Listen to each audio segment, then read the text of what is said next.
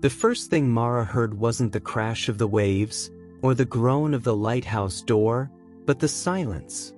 It was the kind of quiet that settles into bones. The kind that makes you realize you're alone.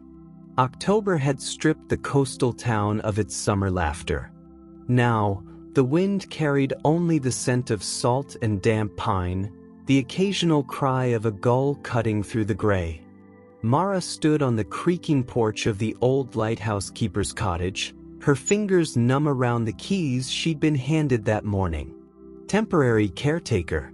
That's what the town council called it. A polite way of saying you're hiding and we all know it. She hadn't planned on running. Not really. But after the hospital bed, the empty apartment, the way her friends' voices tilted with pity, the job posting had felt like a sign. Lighthouse caretaker needed. Solitude guaranteed. The cottage was smaller than she'd imagined. Faded blue shutters, a rusted weather vane spinning lazily, and inside, dust, the lingering smoke of old fires, and a stillness so thick it pressed against her ribs. She dropped her bag on the wooden floor, the sound too loud in the hollow space. Then a scratch. So deliberate. Mara froze. It came again. A whisper of movement from the narrow spiral staircase leading up to the tower. Not a rat. Too light. Too intentional. Her breath hitched as she took the first step, the wood groaning under her weight. Halfway up, the dim light from the single dusty window caught it. A shadow, low and sleek, pressed against the curve of the stairs. A cat. Not just any cat. This one was smoke gray, with a patch of white like a crescent moon over one eye. Her ears were slightly torn at the tips, old fights, maybe. But it was her gaze that stopped Mara cold. Golden, unblinking. Not feral, not pleading. Just watching. As if she'd been waiting. Mara exhaled. "Oh, you're not a myth." The town had warned her about the lighthouse cat. Oh, that old story? They chuckled. Tourists love it. But no one's seen her in years. Some said she was a ghost, the spirit of a drowned sailor's companion. Others swore she'd never existed at all. Yet here she was, breathing, and staring at Mara like she knew every secret she'd carried to this place. The cat didn't run, didn't hiss, just lifted one paw, licked it once, then turned, slow, regal, and vanished up the stairs. Mara followed. At the top, the beam room stretched wide, the great lens dormant for now. And there, curled in a sliver of fading sunlight, the cat settled herself, tucking her paws neatly beneath her.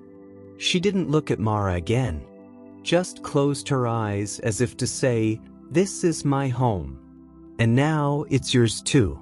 Something inside Mara's chest, something that had been clenched tight for months, softened just a little.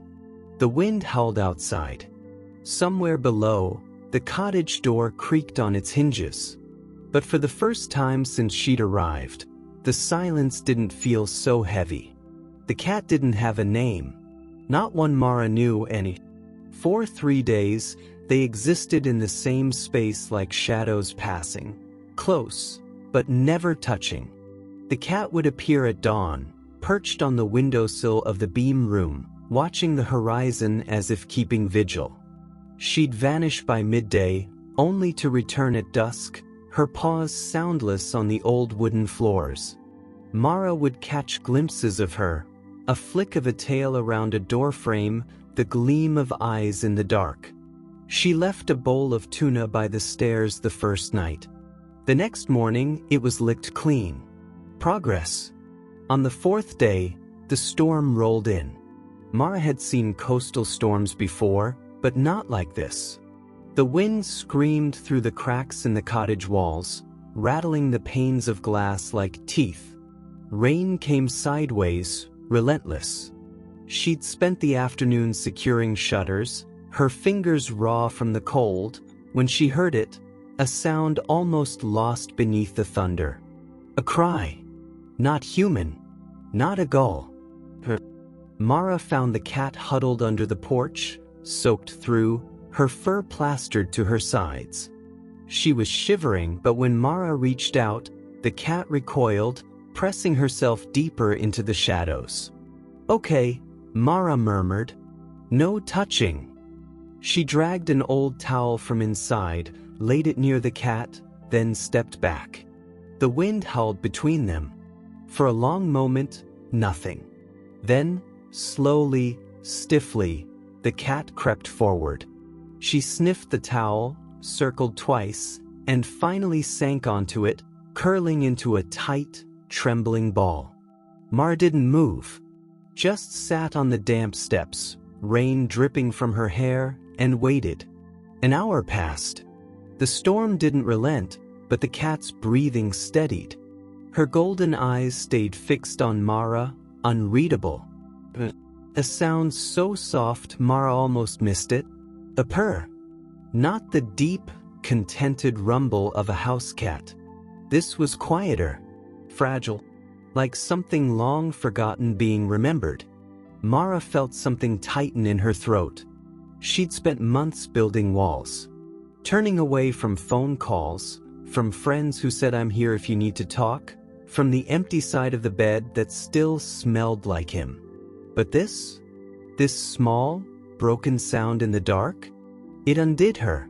She didn't reach for the cat, didn't try to pet her, just sat there, rain-soaked and silent, and let the moment exist. By morning, the storm had passed. The towel was dry, and the cat was gone. But she came back. That night, Mara woke to the weight of eyes on her. She stirred, blinking into the dark of the cottage bedroom. At the foot of the bed, the cat sat perfectly still, her outline just visible in the moonlight. Not on the bed, not even on the rug, just close. Closer than she'd ever been. Mara held her breath. The cat stared at her for a long moment. Then, with a grace that seemed impossible for something so small, she stood, stretched, and padded silently to the bedroom door. She paused there, tail flicking once, follow, before disappearing into the hall. Mara did. The beam room was bathed in silver light, the lens catching the moon in a way that made the whole tower glow. The cat leaped onto the narrow ledge beneath the great glass, her tail curling around her paws. She didn't look at Mara. Just out, at the sea, the stars, the endless dark. Mara sat on the floor beside her, their reflections faint in the glass. Neither moved for a long time. Then, without turning, the cat leaned, just slightly, until her shoulder brushed Mara's knee. A touch. The first. Mara didn't dare breathe. Somewhere far below, the waves crashed against the rocks. The lighthouse stood silent, its beams stilled for the night. And for the first time in months, Mara didn't feel alone. The scratching started on the 7th night. At first, Mara thought it was the wind, that same relentless whine through the cracks that had kept her awake since she arrived. But this was different. Sharper. More deliberate. Scritch, scritch, fuzz, scritch. Like clockwork. She sat up in bed, the old frame groaning under her weight. Moonlight spilled through the thin curtains, painting the floor in silver stripes. The sound wasn't coming from the door or the window. It was coming from inside the wall. Mara's breath caught. The cat, her cat, though she'd never dared call her that, was perched on the dresser, her ears pricked forward, her tail twitching. Not scared, not curious. Intent. "What is it?" Mara whispered. The cat didn't look at her. Just stared at the spot where the wallpaper peeled away near the baseboard, her golden eyes unblinking. Scritch, scritch. Mara swung her legs over the side of the bed, her bare feet hitting the cold floor. She knelt, pressing her palm to the wall. The wood was damp here, the paint bubbled with age. And beneath her fingers, a vibration. Something was moving. Inside, the cat let out a sound Mara had never heard before, not a meow, not a growl. Something in between. A warning. Then she leaped down, landing silently beside Mara. For a heartbeat, they stayed like that, woman and cat, frozen in the moonlight, listening to something neither could see. The scratching stopped. Silence. A thump. Like something heavy hitting the floor. Inside the wall. Mara jerked back. The cat didn't. Just leaned forward, sniffing along the baseboard, her whiskers brushing the peeling paper. Then she did something strange. She pawed at it. Not frantically. Not like a cat trying to get at a mouse. Slowly. Methodically. As if she'd done this before. Mara's pulse thudded in her ears. She reached for the loose edge of the wallpaper, peeling it back further. The glue gave way with a dry crackle, revealing something beneath, not wood, but metal. A small, rusted panel, no bigger than her hand. And on it, scratched into the surface, a single word. Light. The cat let out a soft chirp, nudging Mara's wrist with her head. Then, before Mara could react, she darted away, out the door, down the hall, her tail flicking like a banner behind her. Mara was left alone, kneeling on the cold floor, staring at a word that made no sense. But not a message. Not a warning. A name. The next morning, Mara found the cat sitting in the beam room, licking a paw with studied indifference. "You knew," Mara said. The cat blinked at her, slow and deliberate. Mara exhaled, running a hand through her tangled hair. She'd spent the rest of the night prying at that metal panel, but it wouldn't budge. Too rusted. Or maybe just not meant to be opened. Not by her, Penny. She'd almost convinced herself she'd imagined it. Almost. Then she'd noticed the cat's collar. Not a collar, really, just a frayed scrap of red ribbon, half hidden beneath her fur. Mara hadn't seen it before. Wouldn't have seen it now if the cat hadn't stretched just so, exposing the knot at her throat. Mara reached out, her fingers hovering. "Can I?" The cat went still. Not tense. Not afraid. Just waiting. Mara's fingertips brushed the ribbon. It was softer than she expected, worn thin by time. And tied to it, a key. Tiny. Tarnished. The kind that might fit a lock. Or a panel in a wall. Mara's breath hitched.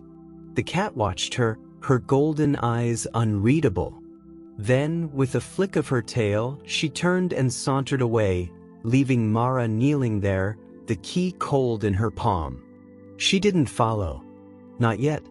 Because suddenly, this wasn't just about a cat. Or a lighthouse. It was about whatever was hidden in that wall. And why the cat, Light, had waited until now to show her. The key didn't fit. Mara jiggled it uselessly against the rusted panel, her fingers cramping from the awkward angle. Behind her, Light sat perfectly still, her tail curled around her paws, watching. The morning sun slanted through the bedroom window, catching motes of dust that swirled like tiny ghosts between them. For the third time, the key caught, then slipped. "Damn it," Mara muttered, sitting back on her heels. Her knees ached from kneeling on the hardwood. The panel remained stubbornly shut, its single etched word, Light, taunting her. The cat blinked slowly, almost amused. Then she stood, stretched, and walked directly to the far corner of the room where an old iron heating vent sat crooked in the floor. She pawed at it once, twice, looked pointedly at Mara. Mara frowned. Not the wall. Light's tail flicked. Obviously. The vent came up easier than Mara expected, its screws long since loosened by time. Beneath it lay a hollow space, and inside, nestled in decades of dust, A small wooden box. Her pulse jumped. The box was no bigger than her palm, its surface smooth from handling. There were no carvings, no markings. Just a simple brass latch. And it was warm. Not from the vent. Not from sunlight. As if someone had been holding it moments before. Light made a soft noise in her throat and butted her head against Mara's wrist. "Open it." The latch gave with a quiet click. Inside lay three things. A photograph, yellowed at the edges. A ring, simple, silver, worn thin. And a slip of paper, folded so small it could have been missed entirely. Mara's hands shook as she lifted the photo. It showed a young woman in a lighthouse keeper's uniform, her hair wind-tossed, her smile bright.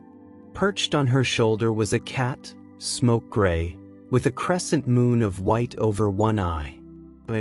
But that was impossible. The photo had to be at least 50 years old.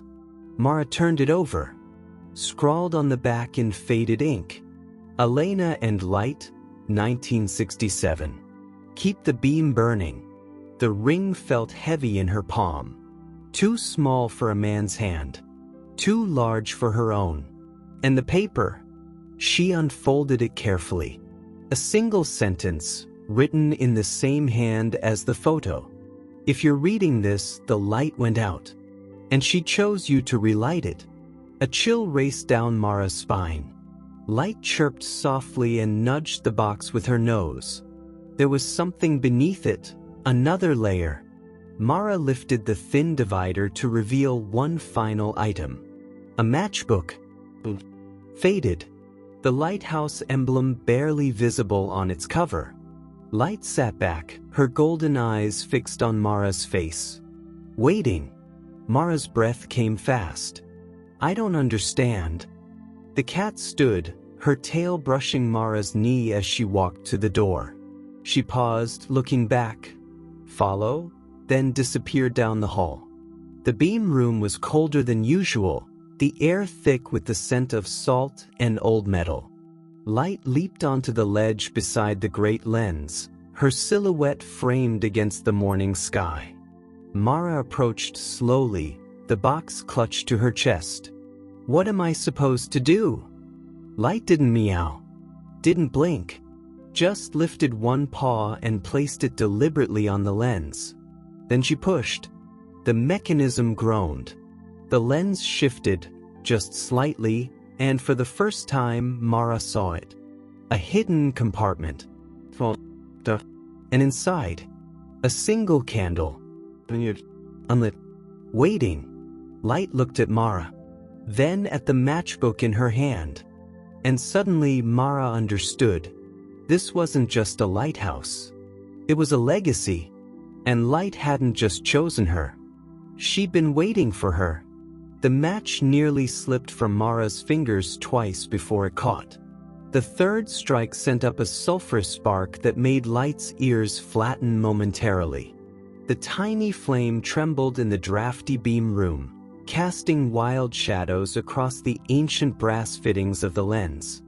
Mara's hand shook as she brought the fire to the candle's wick. The pause. Real light. Not the harsh electric glow of modern bulbs, but something deeper, warmer. The flame danced as if breathing, its reflection multiplying through the prisms until the entire chamber seemed to hum with golden radiance. Mara exhaled a breath she didn't realize she'd been holding. Next to her, Light sat perfectly still, her crescent moon marking glowing in the candlelight. Her golden eyes reflected the flame 1,000 times over, until it looked like the night sky had been captured in her gaze. Then something extraordinary happened. The beam, dormant for decades, turned. Not the slow mechanical rotation Mara had seen during her training, but a smooth, silent movement as if the lighthouse itself had sighed in relief. The great lens caught the candle's glow and threw it seaward in a brilliant shaft that cut through the morning mist like a blade. Somewhere far below, a bell buoy clanged in sudden agitation. Light stood, her tail curling like a question mark. She butted her head against Mara's knee. "Come," then padded to the spiral stairs. The cottage looked different in the candle's aftermath. The shadows seemed softer where they pooled in the corners. The air smelled less of mildew and more of sun-warmed wood. Even the photograph on the table appeared clearer, Elena's smile more alive. Mara ran her thumb over the silver ring. "She was your first, wasn't she?" Light leaped onto the windowsill, her silhouette framed against the now steady beam flashing across the cove. Her tail twitched once in acknowledgement. For 3 days, they existed in this new reality. Mara would tend the candle, trimming the wick, shielding it from drafts, while Light kept watch from her perch. The townspeople noticed the active beam, of course. Old Captain Hendricks from the fish market even rode out to ask about it. "Just testing the old mechanism," Mara lied, her hand absently stroking Light's back. The cat, who normally shied from touch, allowed it. But on the 4th morning, Mara woke to silence. No weight at the foot of the bed. No golden eyes watching from the dresser. The candle still burned in the beam room, but Light was gone. Mara searched everywhere. The cottage, the rocks below, even the dangerous cliffs where gulls nested. Nothing. Just an empty food bowl and the faint impression of paws in the dew outside the kitchen window. It wasn't until she returned, throat tight, that she noticed it. The photograph had moved. Now it sat beside the small wooden box, which was open. Inside, where the ring had been, lay a single white seashell. Perfect. Unbroken. And beside it, a new sentence scratched into the underside of the lid. "The light never goes out. It just waits for the right hands." Mara sank into the chair, the shell cool against her palm. Outside, the beam continued its steady rotation. The candle showed no signs of burning low. And somewhere, maybe in the cove, maybe in the beam itself, a cat with a crescent moon over one eye kept watch. Waiting. Always waiting. The storm came at twilight on the 7th day. Mara saw it rolling in from the beam room window, a wall of bruised purple clouds swallowing the horizon whole. The sea turned the color of iron, whitecaps sharp as teeth.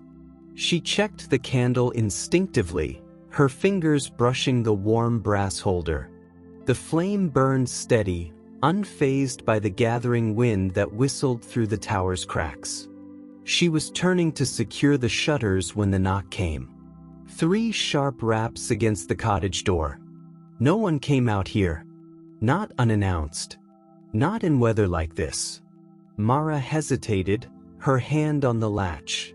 The knock came again, more insistent this time, followed by a voice muffled by the wind. "Please. I need to see the light." The man at the door looked like the storm itself, salt-streaked jacket, hair plastered to his forehead, eyes dark with something more than exhaustion. He held one arm cradled against his chest, his fingers curled around what appeared to be a photograph. Mara's breath caught. Not just any photograph. The same composition. The same lighthouse. A different woman, older, her hair streaked with gray, but unmistakably. "Elena," the stranger rasped. "My grandmother."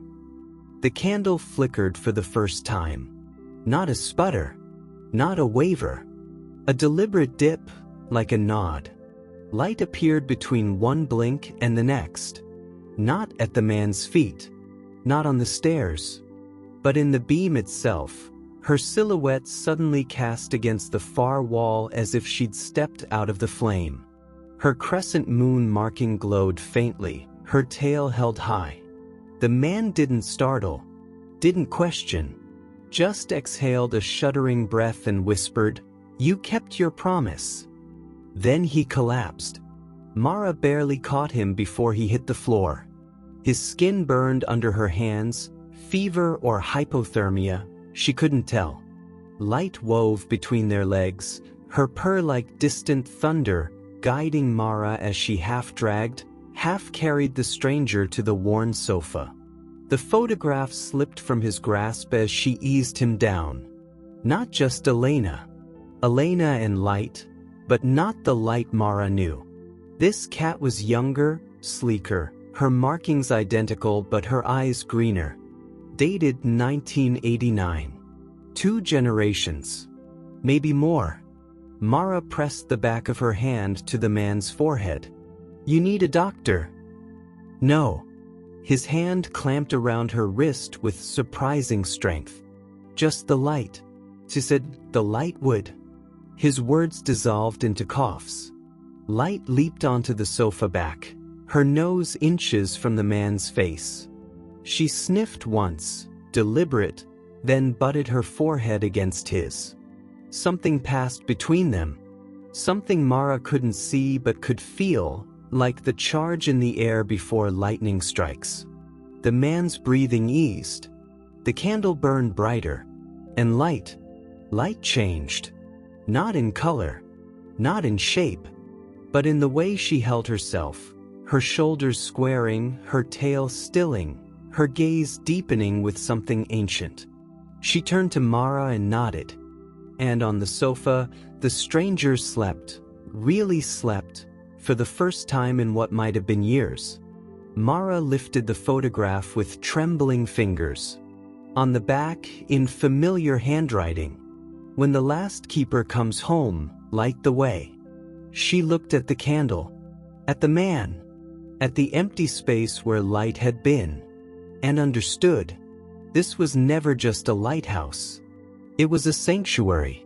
And she, like Elena, like whoever came before, was simply its latest guardian. The stranger woke at dawn. Mara knew the exact moment he opened his eyes, not by sound, not by movement, but because the candle's flame leaned toward him, as if drawn by his breath. He looked different in the pale morning light. Younger, despite the silver threading his dark hair. The feverish glaze had left his eyes, replaced by something clearer, something older. "Daniel," he said, his voice rough with disuse. "Elena was my grandmother." Mara handed him the photograph, the new one. His fingers traced the edges with a reverence that made her chest ache. "She told me stories about this place," he said. "About the cat who never aged. About the light that didn't need oil." A faint smile touched his lips. "I thought she was just romantic, poetic. You know how lighthouse keepers are." The candle flickered in agreement. Daniel sat up slowly, wincing as his muscles protested. "She made me promise. If the dreams ever came back, if I ever saw the cat again, I was to come here. No matter what." Mar didn't ask what dreams. She didn't need to. Light appeared then. Not dramatically. Not magically. Just that, sitting on the windowsill, her crescent moon marking catching the first true rays of sunlight. She regarded Daniel with that same unblinking stare she'd once given Mara. "Welcome home." Daniel exhaled sharply. "There you are." Light chirped, a sound Mara had never heard her make before, and leaped down. She circled Daniel's feet once, twice, then butted her head against his shin. A greeting. A benediction. Mara busied herself with the kettle, giving them this moment. The storm had passed, leaving the world washed clean. Through the kitchen window, she could see the beam still turning, its glow softer now in the daylight. "You know," Daniel said quietly, "she never called it a lighthouse." Mara turned. He was scratching Light behind the ears, his touch sure, familiar. She called it a liminal space. A threshold. His eyes met Mara's. For those who are lost. For those who need to find their way back. The words settled into Mara's bones. She thought of the empty apartment she'd left behind. The hospital bed with its stiff white sheets. The way the silence had pressed against her ribs until she couldn't breathe. And she understood. She hadn't just been running from something. She'd been running to this. To light. To the candle. To this moment. Daniel stood, stretching. "I should stay," Mara said. The words surprised her. "At least until you're steady on your feet." Light purred her approval. 3 days later, the candle went out. Not with a sputter. Not with a wisp of smoke. One moment it burned, steady, bright, and the next. Mara wasn't surprised to find the wooden box empty when she went to relight it. The shell was gone.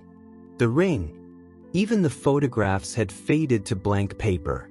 Only one thing remained. A single gray whisker, curled like a question mark on the velvet lining. Light never returned. Not that Mara saw any.